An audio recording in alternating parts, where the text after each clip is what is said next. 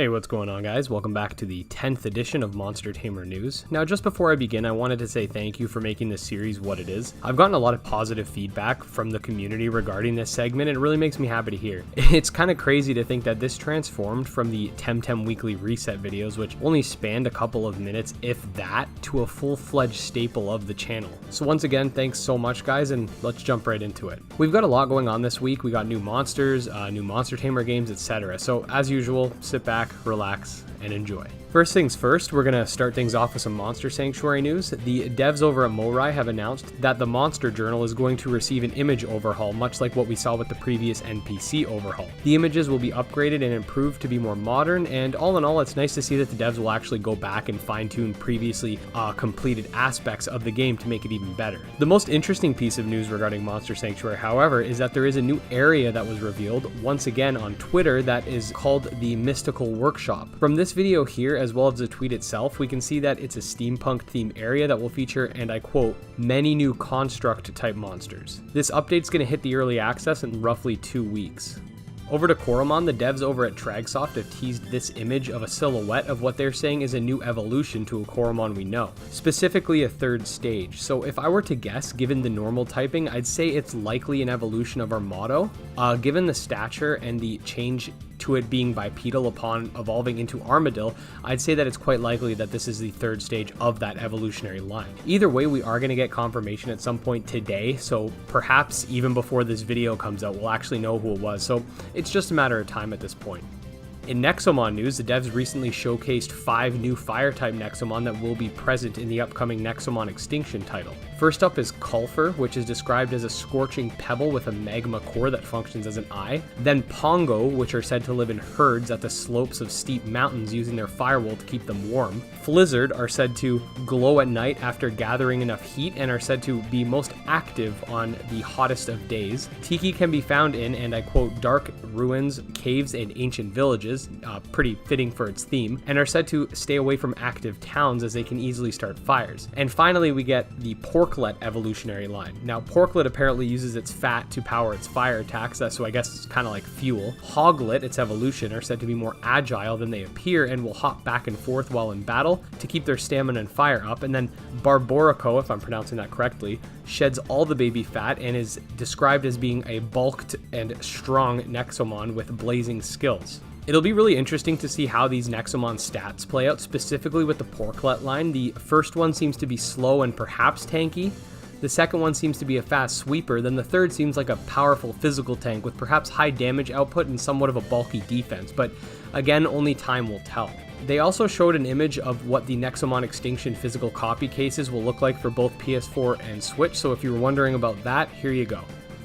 In Kindred Fates news, the team over at Skymil Studios announced that the Kindred Talks 5 podcast will take place on July 24th at 10 p.m. EST, and will feature the usual Rob and Andrew alongside Don, Pablo, and Cookie, with Nevestar being the host. The podcast will specifically focus on the kinfolk design aspect of creating the game, from conception to translation into 3D and thus into Kindred Fates. Now, over to the progress board, nothing new is added this week per se. However, I did find something interesting that I don't believe was there before, and I think may have been changed, or perhaps I missed it, but I really do think it's been changed. It says here that on July 3rd, Rob posted these 2 emojis representing Fire and Shark, aka Fire Shark, on the Hull Piercer kinfolk. Now, my guess is that he posted something else here and then later edited it, as you can see that it has been edited, but either way, if I did miss it, whoops. This does confirm, though, I had a theory that this was Fire Shark, and a lot of people have been saying that, so this is Fire Shark, this is confirmed now, and it also sort of quashes the expectation that Fire Shark will be fire type. It's not, it's a water type. This is leading me to believe that the fire in Fire Shark is sort of a play on its homonym being the act of firing something. The Abomination Twitter page just confirmed a new biome as well as a new track for the upcoming title, Abomination. This is a new entry to the channel and thus the Monster Tamer news segment, so if you don't know already, Abomination's a roguelike Monster Tamer RPG with permadeath and a highly customizable playthrough. Its sort of cutesy appearance is heavily contrasted by some of the dark crap that happens in this game. I won't spoil anything, but definitely check out the demo if you have a chance. Anyways, the new biome is jungle themed and it comes with a new track. Let's listen.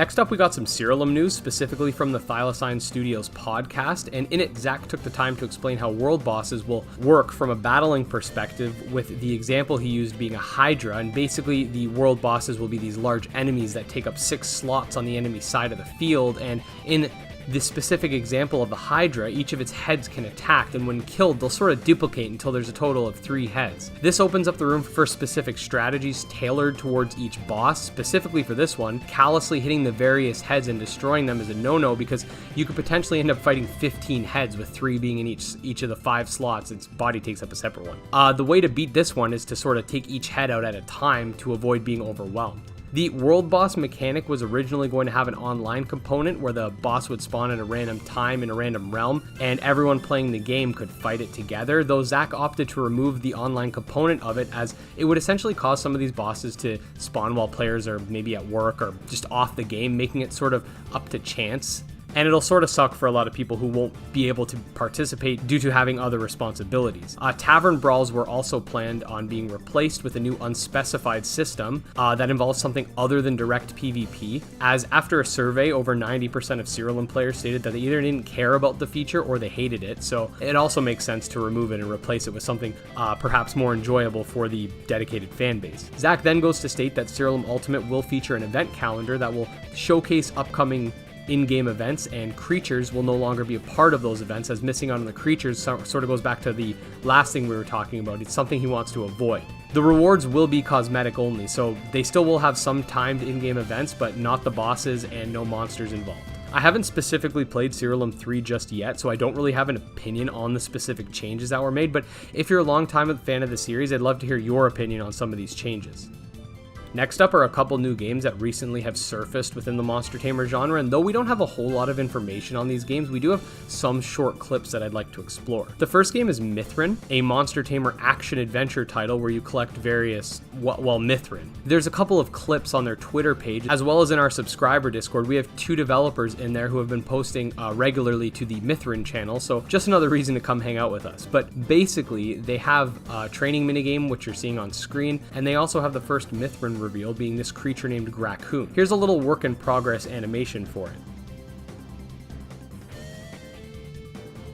The game is in early development as of right now, but again, if this project does interest you, I'll leave a link to their Twitter in the description below. Another game that has been sort of under the radar and is also in early development is Anatons. Anatons is an open world Monster Tamer game that has you start in the wilderness, build a base, and catch Anatons that'll help you grow and fight. You can participate in PvP, expand your base by catching various Anatons, or just explore a vast world. The evolution system will involve collecting various resources as well, so overall it seems pretty interesting. So far there is some information regarding the game on the Discord, and honestly, I'm going to make an entire video on it, so I don't want to drag this segment out too long. But yeah, the art style looks really compelling, as do the creatures, and I do look forward to covering this game and Mithran moving forward. Finally, we have the TenM news this week. Firstly, the price of TenM is going to increase come the Kisiwa update from $35 USD to $37.50 USD to reflect the increase in game size. Though we don't know when this is because we haven't been given an official release date for the update, so we'll probably just get bamboozled one day.